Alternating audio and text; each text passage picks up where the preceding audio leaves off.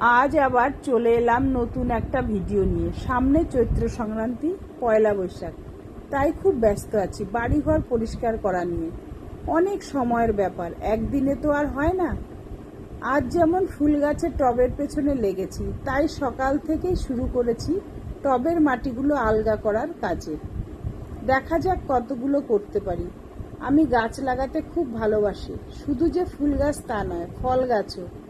বাড়িতে তো আমার হাতেই লাগানো কৃষ্ণনগর নদিয়া নার্সারি থেকে এনে দুটো কলমের আম গাছ। সেই আম গাছগুলো তো আম ধরেছে।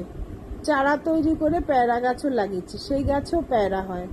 আর অনেক বছর আগে আমার রাঙামাসির বাড়ি থেকে বাতাবি চারা এনে লাগিয়েছিলাম। সেই গাছ বড় হয়ে প্রচুর বাতাবি হয়েছে, এখনো হয়। সেই বাতাবি থেকে আবার চারা তৈরি করেও গাছ লাগিয়েছি, সেগুলোতেও বাতাবি ধরছে। আর নিজেই নারকেলের চারা তৈরি করে বাড়িতে নারকেল গাছ লাগিয়েছি, সেগুলোতেও এখন নারকেল ধরে।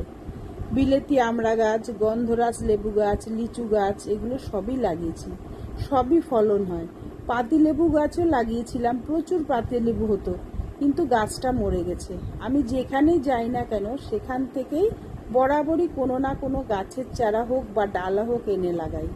কয়েক মাস আগেও মদনপুরে গেছিলাম বোনের বাড়িতে, সেখান থেকে বোন ও বোনের বর আমাকে অনেকগুলো ফুল গাছের চারা দিয়ে দিয়েছে। বললো, ছোটদি তুমি তো গাছ ভালোবাসো, নাও নিয়ে গিয়ে লাগাবে।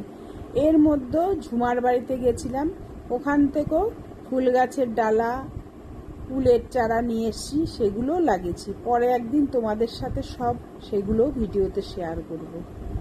যাক, আজ এই পর্যন্ত। তোমরাও ভালো থেকো বন্ধুরা, আবার দেখা হবে তোমাদের সাথে আগামী ভিডিওতে।